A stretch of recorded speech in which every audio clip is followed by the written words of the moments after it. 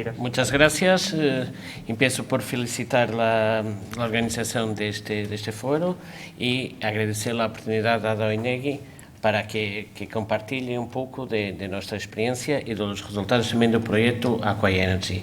Eu vou hablar en portugués, perdona, voy a intentar hablar despacio para que todos lo entiendan, porque mi castellano no es muy bueno, voy a intentar tal vez un portuñol para que todos lo entendam.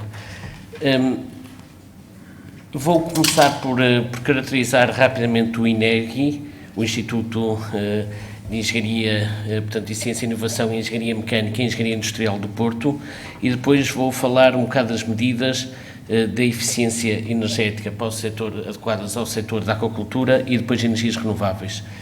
Como Fátima disse, uma coisa é a eficiência energética, é reduzir os consumos, e é por aí que temos que começar.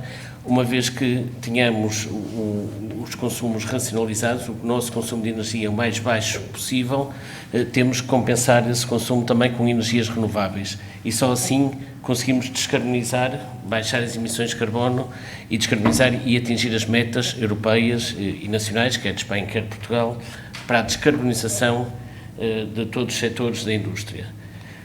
Apenas uma pequena contextualização do que é o INEGI. O INEGI é um centro de interface tecnológico que está ligado, conectado à Universidade do Porto, à sua Faculdade de Engenharia.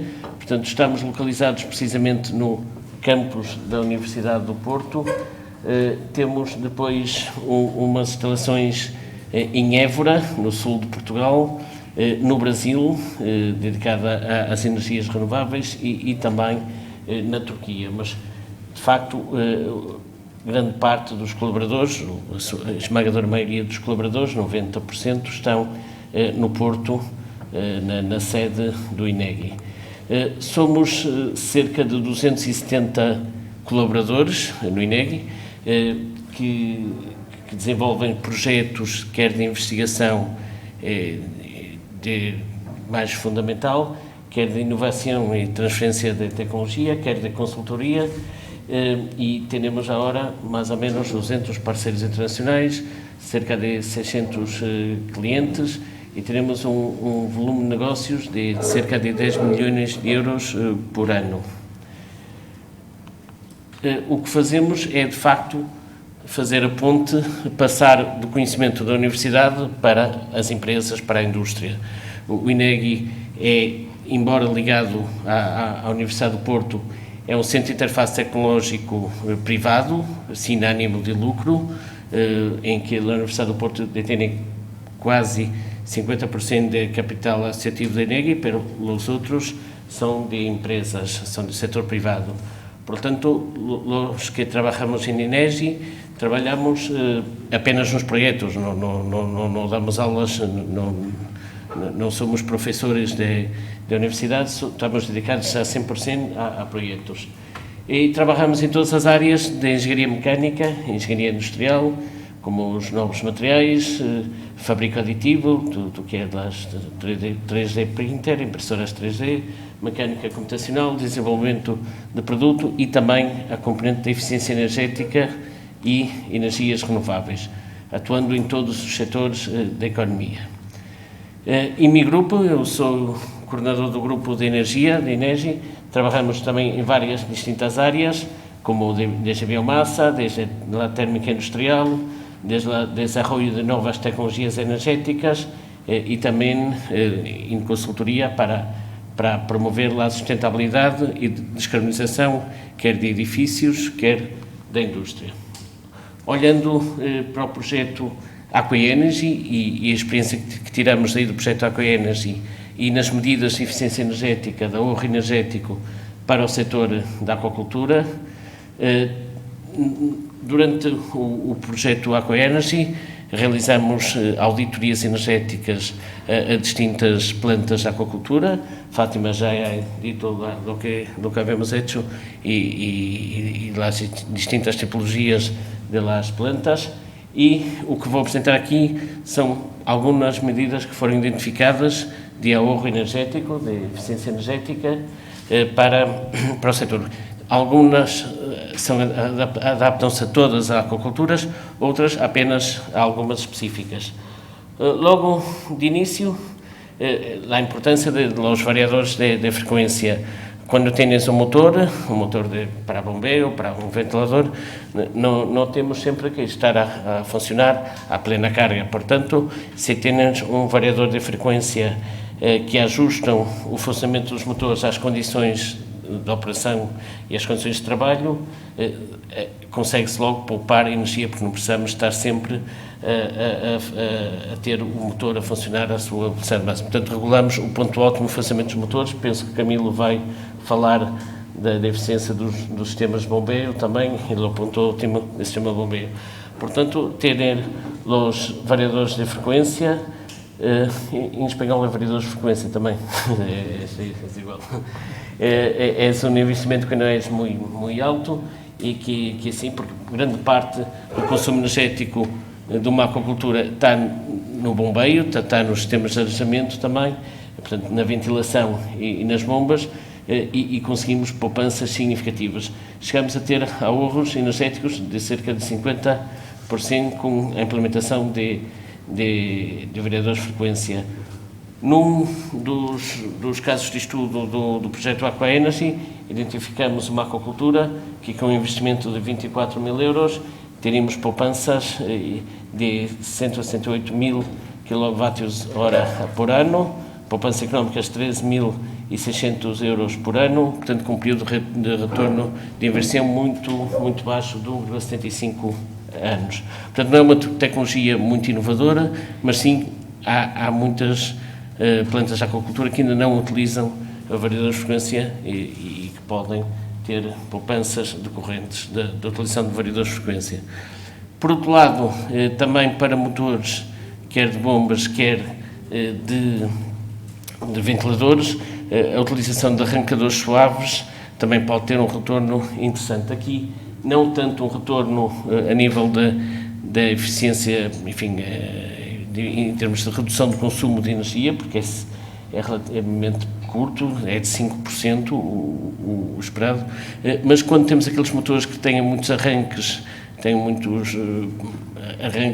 sucessivos durante um dia, que não estão em funcionamento contínuo, que param e arrancam, ter um arrancador suave, que de alguma forma regula a tensão da alimentação e controla a corrente de arranque do motor, permite, para além de alguma poupança energética que não é muito grande, permite, acima de tudo, aumentar o tempo de vida do motor e, portanto, com também impactos económicos positivos.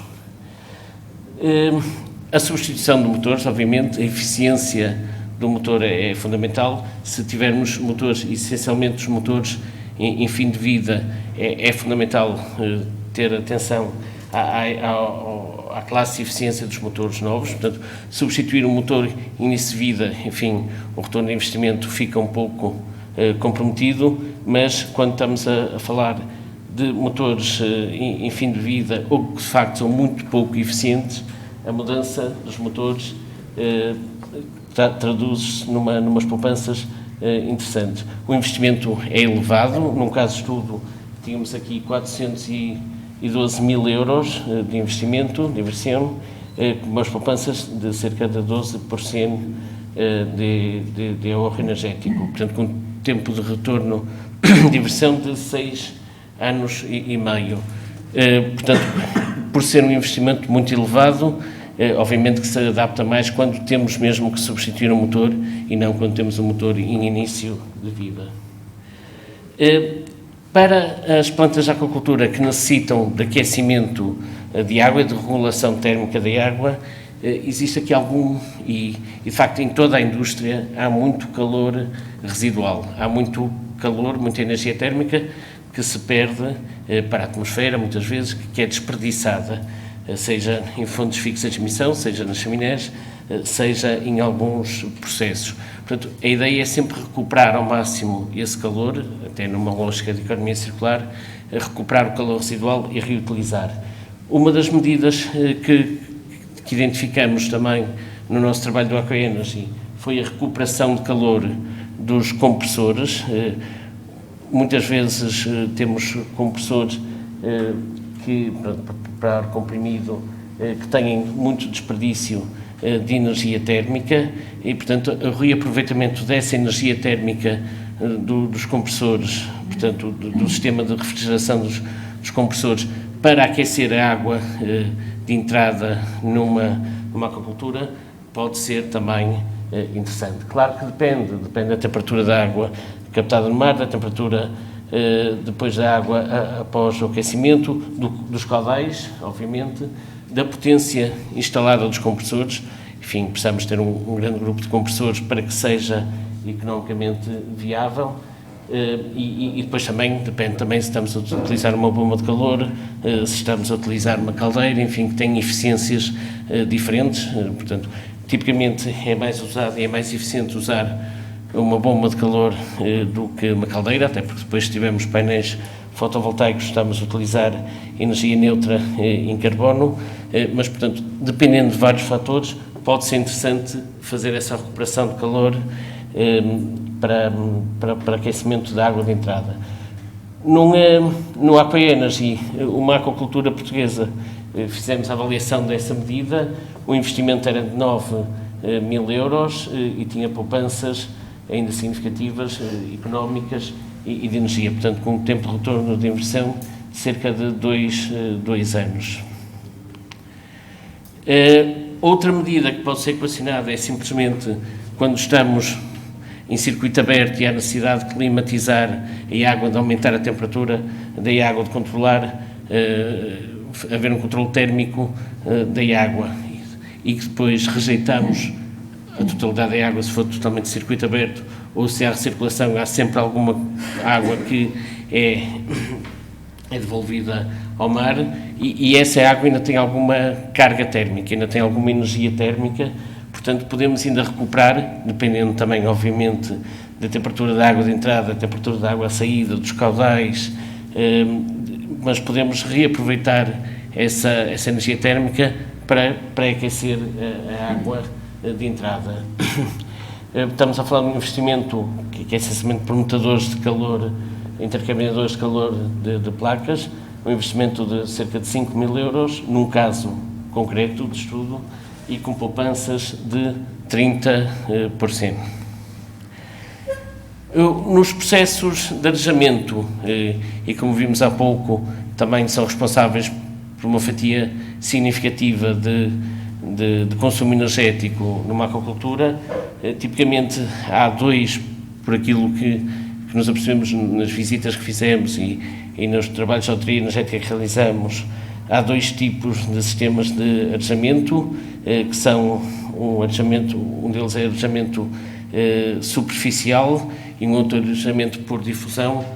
O arejamento por difusão é significativamente mais eficiente em termos de consumo energético do que o arejamento superficial e, portanto, substituir um arejamento, uma difusão,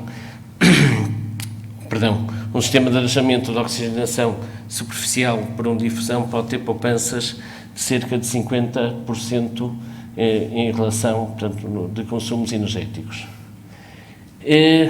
Quando falamos também dos sistemas de desinfecção, que também são consumidores intensivos de energia, falando mais em concreto de sistemas de desinfecção por ultravioleta, a regulação do sistema de desinfecção pode trazer também poupanças. Portanto, isto é algo parecido com os variadores de frequência para os motores, ou seja, regular, ao fim e ao cabo, a utilização das lâmpadas ultravioleta consoante a necessidade de desinfecção. Portanto, não tê-las também a funcionar sempre com a sua potência máxima, portanto, conseguimos também poupanças significativas.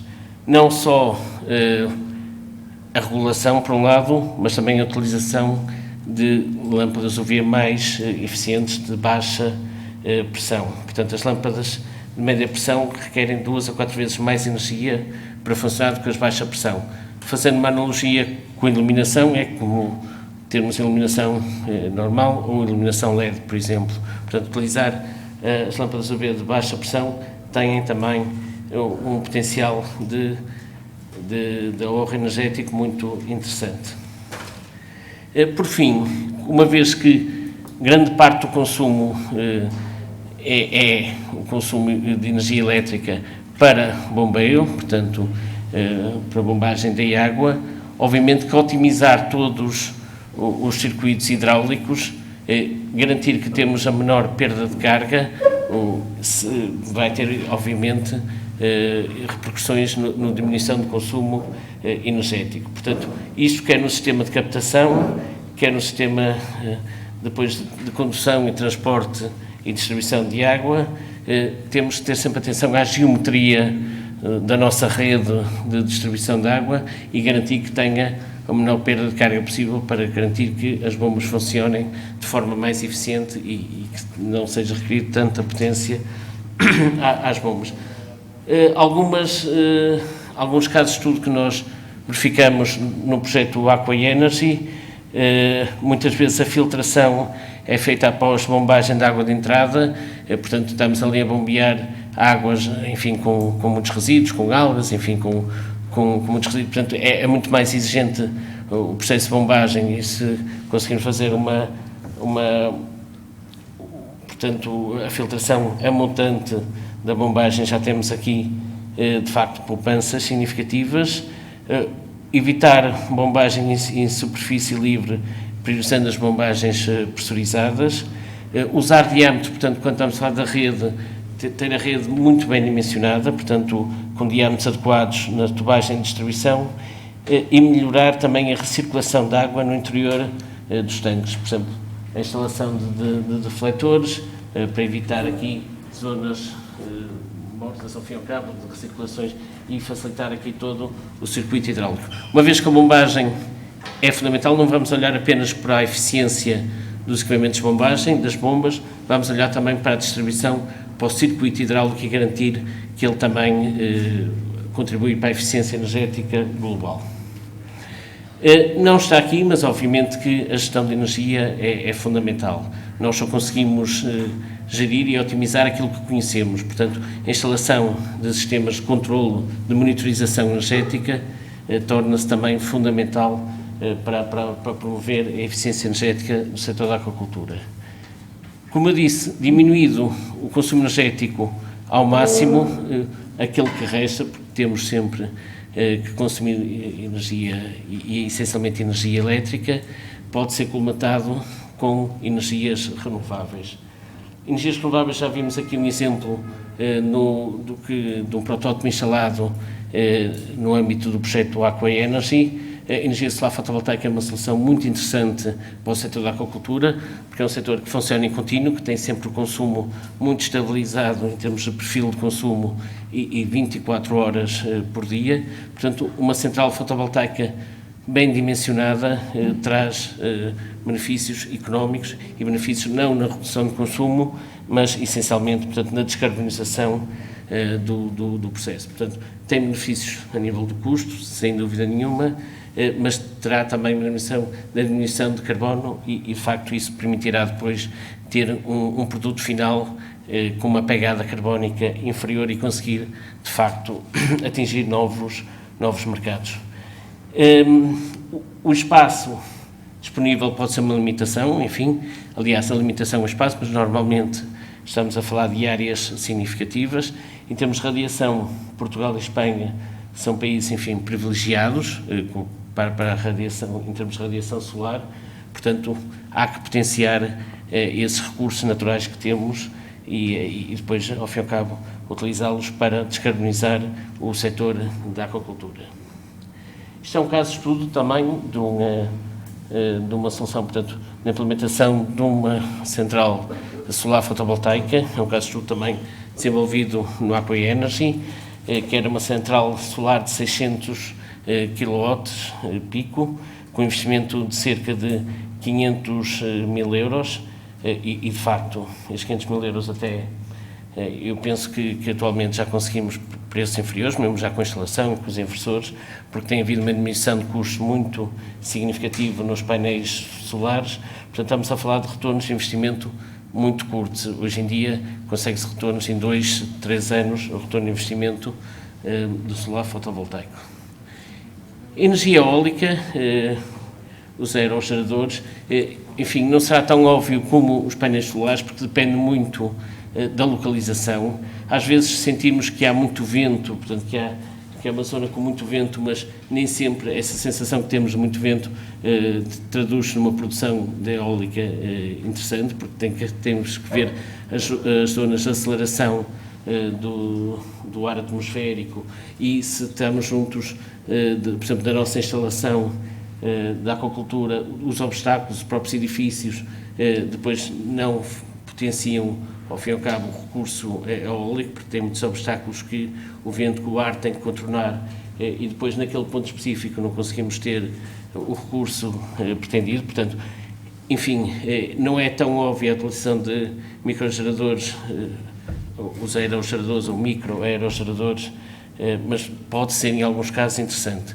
Agora, implica sempre um estudo durante um largo período de tempo, tipo pelo menos um ano, de medição do recurso e de avaliação do recurso eólico, para depois termos segurança que funcionará e que teremos umas produções interessantes.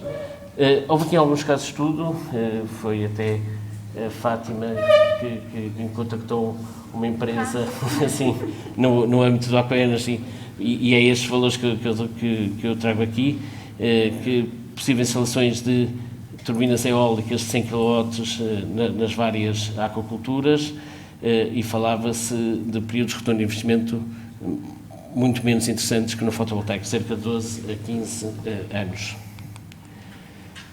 Por fim, eu não vou detalhar muito essas medidas, porque o Camilo vai falar delas e de um protótipo em concreto do AquaEnergy, mas muitas vezes na aquacultura nós temos desníveis de água, e esse desnível de água, quando devolvemos a água ao mar, pode eventualmente ser aproveitada essa energia potencial e energia cinética da água com turbinas para gerar energia elétrica. O Camilo vai falar deste assunto, não vou aqui detalhar, mas pode ser interessante. Há um caso de estudo, enfim, que penso que é este que não sei se é este que o Camilo vai falar, mas vai falar desta mais em concreto, que pode ter tempos de retorno de investimento também muito interessantes. Quando usamos caldeiras, por outro lado, se a caldeira é gás natural, podemos também questionar, e muitas vezes nos locais de aquacultura são locais em que tem aqui alguma biomassa disponível e podemos utilizar caldeiras, substituir o gás natural por caldeiras a biomassa, mais uma vez descarbonizando, uma vez que a biomassa é considerado um combustível neutro em carbono, analisando todo o seu ciclo. A biomassa ou, eventualmente, solar térmico com concentração, portanto, para além do solar fotovoltaico, quando há necessidades de aquecimento de água, a utilização de concentradores solares térmicos. Isto são fotografias de algumas instalações que existem em Portugal. Atualmente há 2 instalações de concentração solar térmica para fornecimento de calor a processos industriais. O INES coordenou estes 2 projetos e a aplicação também à aquacultura pode ser interessante. Portanto, basicamente são painéis solares térmicos, mas por terem esta simetria côncava, concentram toda a radiação e espelham toda a radiação para um tubo central, um tubo absorvedor central, e conseguimos ter temperaturas de cerca de 200 graus no fluido térmico. Em jeito de conclusão, de facto nós vivemos, para além das questões económicas, vivemos num momento de emergência climática, portanto é preciso de facto aplicar políticas, e está a ser feito a nível global, de descarbonização, é essencial garantir que o aquecimento global não ultrapasse os 2 graus, ou preferencialmente 1,5 graus em relação à era pré-industrial. É um desafio enorme, mas que é possível. A atuação tem que ser essencialmente direcionada para setores consumidores intensivos, que é a indústria pesada e os transportes, mas toda a indústria, enfim, todos os setores da economia têm que dar o seu contributo, portanto a aquacultura também se vê obrigada a descarbonizar. A descarbonização consegue-se, por um lado, pela eletrificação, essencialmente, mas a eletrificação já é uma realidade no setor da aquacultura, é essencialmente de consumo elétrico, porque garantindo a eletrificação, anulando os consumos de gás natural, e desde que essa eletrificação, essa energia elétrica seja proveniente de centrais eletroprodutoras de base renovável. Portanto, nós estamos a garantir a descarbonização dos nossos processos. Portugal, trago aqui o exemplo de Portugal. Portugal tem um roteiro para a neutralidade carbónica para 2050. Portugal comprometeu-se a ser neutro em carbono até 2050. A Espanha também tem o seu plano de energia e clima para 2020 até 2030 e também um plano para 2050. E quando olhamos para o roteiro, o que diz acerca do setor industrial, enfim, este setor da aquacultura não é bem um setor industrial típico, mas enquadra-se também nestas medidas. Fala-se muito, de facto, da eletrificação, da eficiência energética, da implementação solar térmico e biomassa e também reaproveitamento de recursos. Portanto, a questão da circularidade é fundamental. Portanto, em todos os setores, como também na aquacultura, é preciso, de facto, incorporar nas plantas de aquacultura, ferramentas, soluções tecnológicas para promover a descarbonização, primeiro para reduzir o consumo de energia, foi isso que vimos numa primeira fase com as medidas de ahorro energético, depois para a utilização de energias renováveis, a recuperação de calor residual é também fundamental, e vimos aqui dois exemplos. O armazenamento de energia elétrica ou térmica pode também ser interessante, caso a caso, e a otimização da gestão de energia. Portanto, a aplicação destas medidas aumenta, de facto, a competitividade do setor, o crescimento económico e depois pode dinamizar também o aparecimento de novas indústrias nesta área das energias renováveis, nesta área da eficiência energética, para o fornecimento de soluções tecnológicas ao setor. Pensando de forma mais abrangente, reduz também a dependência energética dos países, portanto, seja Portugal, seja Espanha, uma vez que estamos a produzir energia com base em fontes de energias renováveis, diminuímos a importação de energia, portanto, e melhoramos aqui a balança comercial e o reforço da resiliência das economias nacionais. Muito obrigado. Embora esteja aqui o meu nome, de facto, esta apresentação foi também preparada pelo João Pedro Cardoso e pelo Vítor Ferreira, que foram, de facto, eles que estiveram no terreno a fazer as auditorias. Nenhum nem outro pôde vir, por isso é que vim representar o INEGI. Muito obrigado, muitas graças.